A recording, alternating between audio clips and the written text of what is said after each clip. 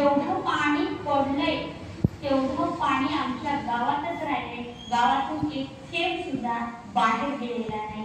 ते पाणी आमच्या शिवारात पडलेलं आमच्याच शिवारामध्ये मुरलेलं आहे. आमचा ट्रॅक्टर लगेच बंद झाला, यांचं भरलं तर नंतर 1 वर्ष पाऊस नाही पडला तरी आमच्यावर कुठलाही परिणाम होता.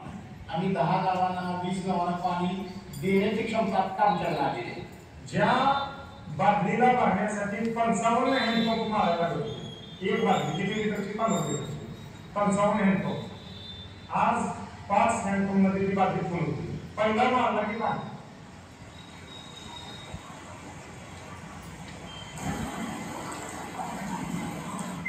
देखिए, खूबसूरती की बात यह है कि इस प्रोसेस में हमने 116 गांव में से 1 पैसा नहीं दिया किसी गांव, और मुझे खुशी है इस बात की। क्या खुशी है? खुशी ये है कि 116 गांव में जहां जहां कमाल का काम हुआ है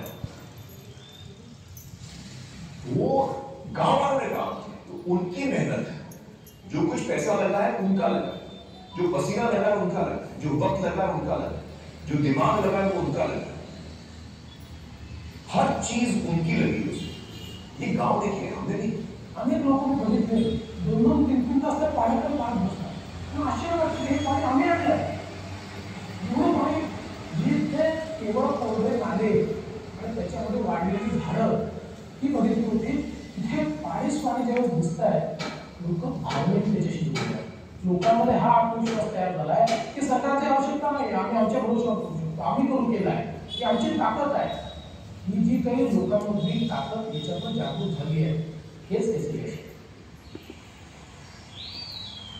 एका नव्या सृजनाचा निर्णय झाला, नव्या आशा पल्लवित झाल्या, नव्या ऊर्जेतून एक नवीन अनुभूती आली.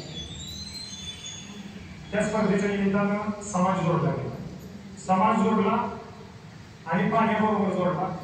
समाज पाण्याबरोबर जोडला म्हणून शेतीबरोबर जोडला, शेतीबरोबर जोडला आणि म्हणून तो त्याच्या आयुष्याबरोबर जोडला. गावया फुलं आपण सारे मिळून सुंदर करायचं.